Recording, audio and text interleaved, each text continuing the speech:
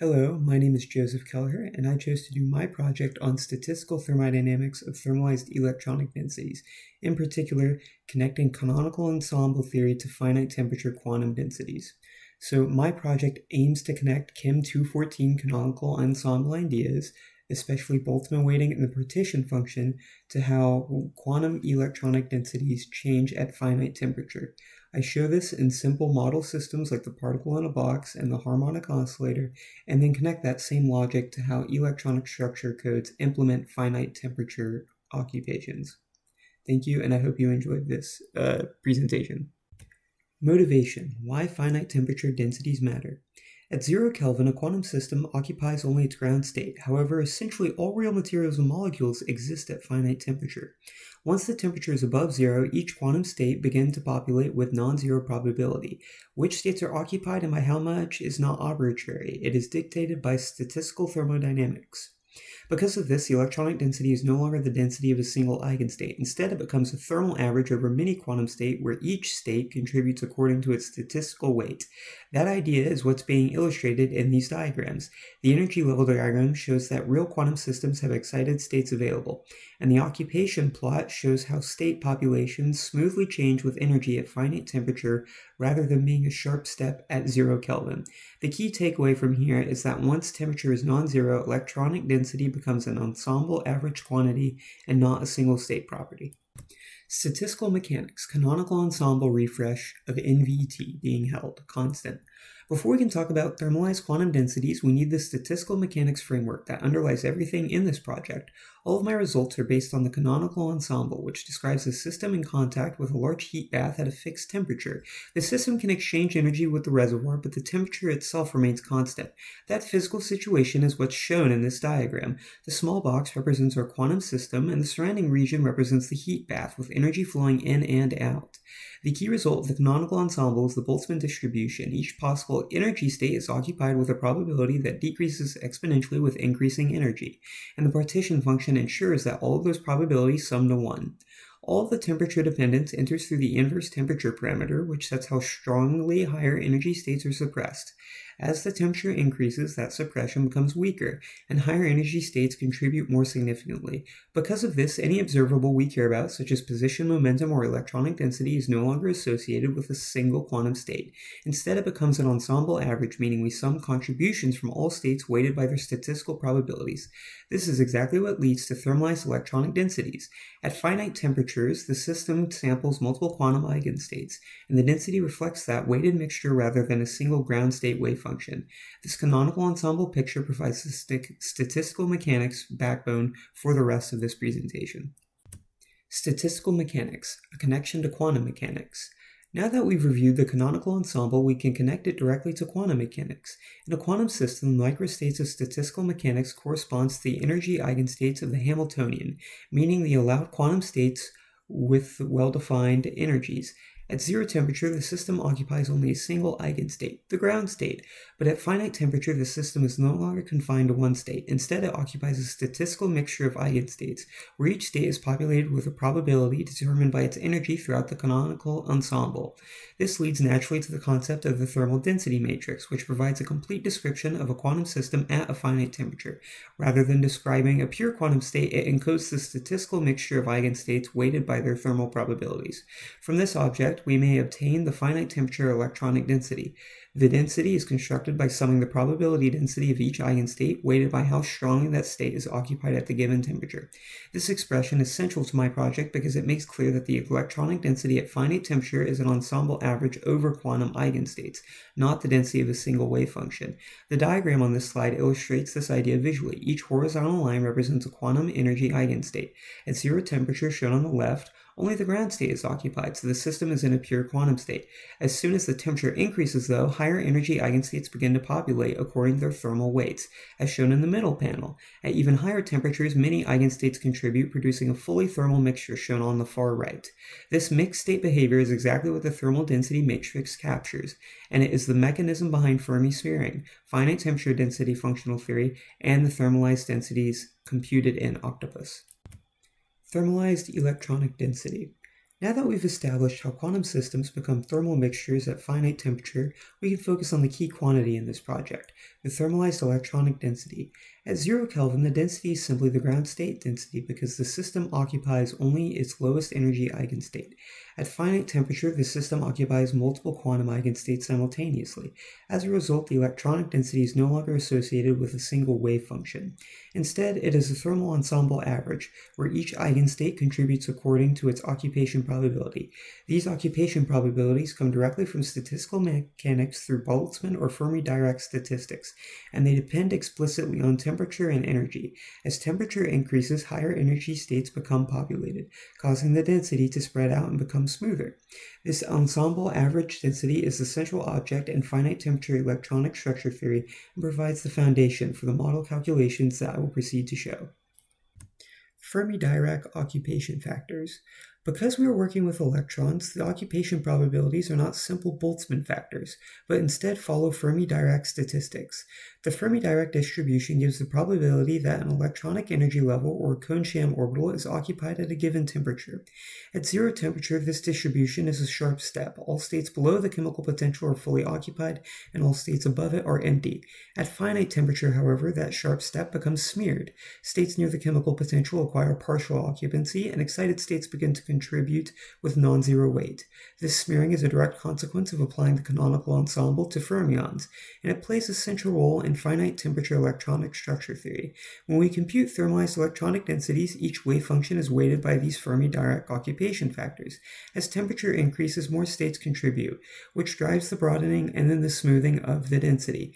In practice, though, this is exactly how finite temperature density functional theory and electronic structure codes implement thermal effects. Temperature enters only through the occupations, which then determines the ensemble averaged densities.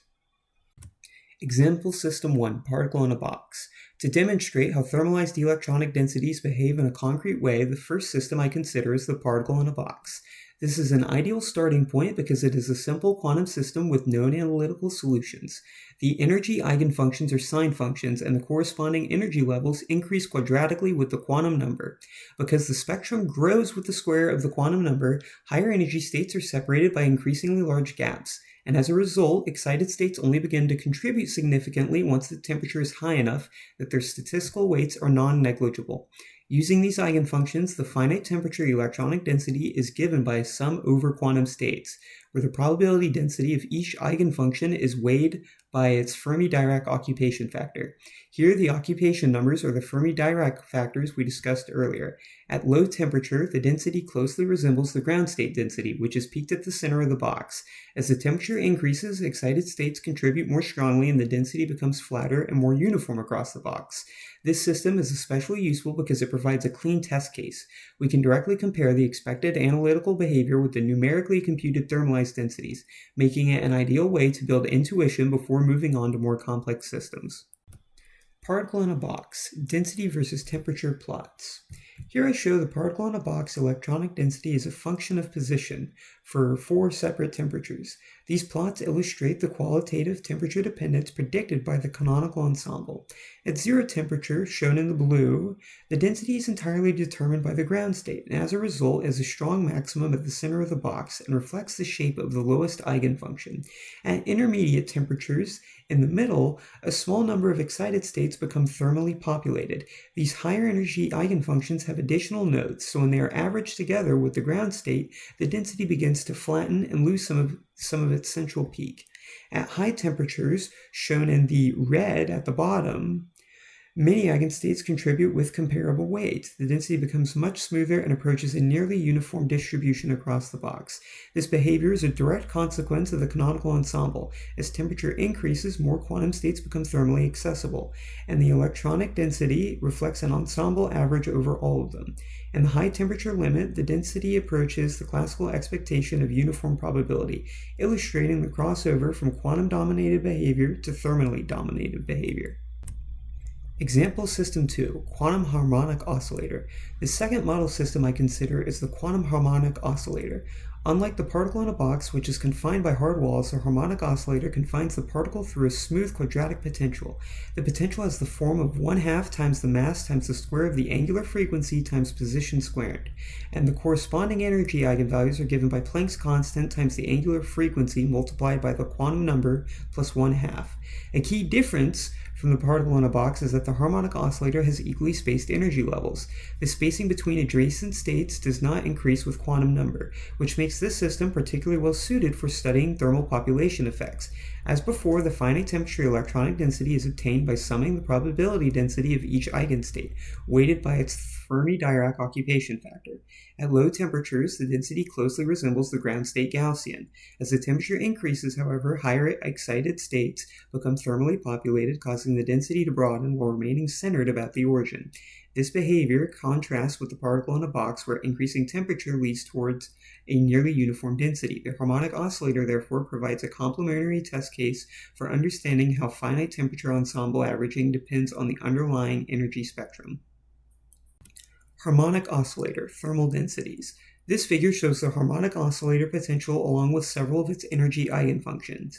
Each curve represents a single quantum state, and as the quantum number increases, the corresponding wave functions extend farther from the center of the quadratic potential. At zero temperature, only the ground state is occupied, so the electronic density is a narrow Gaussian centered at the minimum of the potential. As the temperature increases, higher energy eigenstates become thermally populated according to their Fermi-Dirac occupation factors. Because these excited states have broader spatial extent, their contributions cause the overall density to widen. The finite temperature electronic density is therefore not associated with a single eigenstate, but is instead an ensemble average over many quantum states, where each state's probability density is weighted by its Fermi-Dirac occupation. Unlike the particle in a box, the confining quadratic potential prevents the density from becoming uniform. Instead, the density broadens symmetrically while remaining centered around the minimum of the potential. This makes the harmonic oscillator a clean benchmark system for studying thermalized electronic densities and illustrates how the underlying potential shapes the finite temperature behavior. Ensemble averages and observables. At finite temperature, quantum mechanical observables are no longer determined by a single eigenstate. Instead, they are defined as ensemble averages over many quantum states. In the canonical ensemble, the thermal expectation value of any observable is a weighted sum over eigenstates, where the weights are the Fermi-Dirac occupation factors. This means that quantities such as the total energy and the electronic density are properties of the ensemble as a whole, not of individual wave functions. Importantly, though, all temperature dependence enters through the occupation factors. The eigenfunctions themselves do not change, only how strongly each contributes. This ensemble-based viewpoint is central to finite temperature density functional theory. How electronic structure codes use ensemble averages. Everything I've discussed so far is implemented directly in modern electronic structure codes. Rather than working with a single occupied state, these codes solve for a set of single particle eigenstates and then assign temperature-dependent occupations using the Fermi-Dirac distribution.